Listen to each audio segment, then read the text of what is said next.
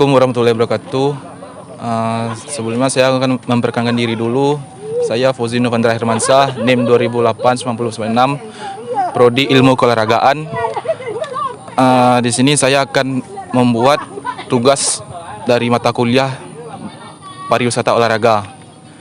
Dan saat ini saya sudah berada di Puncak Gado-Gado, itu tempatnya olahraga para layang. Dan di sini di samping saya udah ada Bapak. Saya Heri Suseno, senior dari para layang juga di sini sebagai pencinta olahraga para layang. Sebelum melaksanakan para layang, apa yang harus kita perlukan, Pak, sebelum terjun ke olahraga para layang ini? Untuk pertama ya, yang olahraga para layang ini seharusnya harus mengenal dulu dia olahraga udara ya. Selain olahraga ekstrim lainnya, para layang ini termasuk olahraga dua macam kategori, olahraga prestasi dan olahraga wisata. Nah, itu hebatnya di para layang. Kalau olahraga ekstrim untuk yang lain misalnya terjun payung, olahraga yang gantole itu semacam olahraga prestasi. Tapi sekarang gantole juga ada olahraga wisata. Jadi olahraga wisata ada di Kota Padang ini ada dua, gantole sama para layang. Jadi dia harus tahu bahwa olahraga ini hidup di udara, bukan alam kita ya, alam kita di darat. Itu aja dipersiapkan, sebenarnya harus sehat. Itu aja. Selama Bapak jadi pengelola kan, Pak? Oke, ya. Pengelola di sini, gimana Bapak cara memanajemenkan pariwisata para layang ini, Pak? Perlu diketahui olahraga para layang ini di bawah naungan TNI AU ya, karena mereka olahraga aerosport, olahraga udara itu di bawah namanya Federasi Aerosport Indonesia.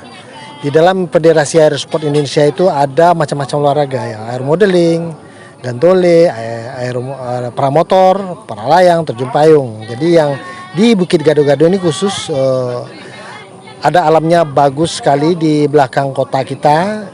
Itu para layang bisa sama gantole bisa dilakukan. Itu luar biasa, tempatnya sangat bagus, untuk wisata juga bagus. Selain para layang di Puncak Gado-Gado ini, apa aja olahraga yang bisa diekspor atau apalah gitu, Pak? Untuk wisata ya. Sebenarnya olahraga ini sebenarnya dari tahun 2000 sudah mulai ada. Cuma di kalangan pemuda ini baru kenal ya. Baru kenalnya kebetulan pemuda ini banyak main-main ke sini melihat sunset. Di kebetulan dia lihat sunset, aktivitas kita tetap di Gado-Gado, dia melihat, kemudian terutama tamu-tamu yang pingin coba terbang tapi dia nggak perlu latihan, tapi dia pingin coba terbang, kita bisa lakukan dengan para layang, gantole, kita bisa lakukan. Orang yang bernuansa aerosport dia pasti suka gitu. Itu ada tarifnya tuh, Pak? Ya, kita sementara tarifnya umum dari Indonesia, rata-rata sama-sama, rata-rata ketinggian bukitnya, terbang lamanya, rata-rata sudah ada tarifnya. Kalau boleh tahu berapa tarifnya tuh, Pak? Itu kita rata-rata 450, 400 gitu. Kalau di Puncak Lawang itu kalau tinggi ya 1800 meter ya, atau dari DPL itu sekitar 1 jutaan atau nggak salah 800-an. Kalau kita di sini lagi di Taeh itu 450. Itu di dalam penyelenggaranya apa-apa yang didapat dari 450 mereka terbang. Hasil dari video yang di atas kita juga kasih hasilnya, kemudian transportnya, kemudian kalau lebih bagus lagi dia dapat snack atau minuman di bawah itu nanti. Ada nggak, Pak, dampaknya sebelum dan sesudah pandemi COVID-19 kemarin nih?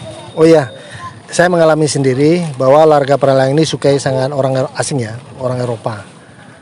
Kalau di Manado itu orang Cina yang banyak. Kalau di sini orang Eropa paling banyak. Kemudian ada pertukaran pemuda di kalangan mahasiswa. Mahasiswa sendiri mengenalkan di sini olahraga ada para layang, dia paling suka benar. Dan kemudian masuk pandemik semua mulai hilang gitu. Dan aktivitas kita tetap dijalankan sesuai dengan protokol kesehatannya. Peraturannya ada. Kalau di olahraga para layang ini walaupun COVID dia tetap bisa terbang kita. Tata cara aturannya, kemudian prosedurnya itu sudah ada kita disusun dari PLGI pusat, disampaikan ke federasi, disampaikan kepada di kalangan pencinta pelaku dari olahraga para layang. Bisa ditambah pesan? Ya, sebenarnya olahraga ini di para layang ini lebih melebihi wisata di Bali ya. Di Bali udah terkenal banget kita. Dan alam di Bali pun sedikit. Dia ada lautnya cuma dangkal. Ketinggiannya paling 100 meter. Kurang dari 100 meter. Di sini bagus tinggi. Dan kemudian untuk keikutsertaan dari pemerintahnya masih minim ya. Minim. Jadi kita hidup, manajemennya hidup itu dari kita. Jadi kita menandem wisata, kemudian kita sisihkan uang untuk hidupnya olahraga ini tetap terus eksis dengan manajemen itu, manajemen swadaya. Jadi pemerintah kalau setiap ada event baru pemerintah ikut. Tapi untuk mengayomi olahraga ini jadikan wisata yang betul-betul dicintai orang, dicintai sesuai dengan protokol persyaratan dari wisata, pemerintah masih minimal ya. Jadi belum fokus. Jadi kita mengharapkan himbauan kalau memang pemerintah cerdas apa nggak tahu saya.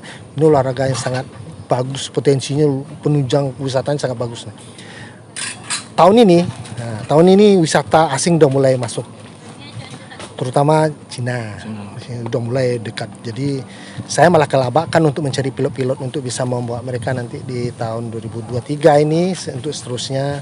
Kemudian kita tetap melatih orang supaya dia bisa membawa tamu-tamu untuk wisata. Jadi ini makin hari semakin diharapkan semakin manajemennya makin bagus. Oke. Dari Ada lagi? Cukup kayaknya Pak. Makasih Pak. Iya. Baiklah. Cuma segitu bisa Bapak apa tadi Pak nama? Pak Heri. Pak Eri menyampaikan atau memberitahu informasi tentang olahraga para layang di Puncak Gado-Gado ini. Saya Fauzi Novandra. Sekian, terima kasih. Cuma segitu bisa kami sampaikan dari olahraga para layang di Puncak Gado-Gado ini. Dari saya Fauzi Novandra Hermansyah. Saya Nelvia. Saya M. Akbar Firmansyah. Sekian, terima kasih.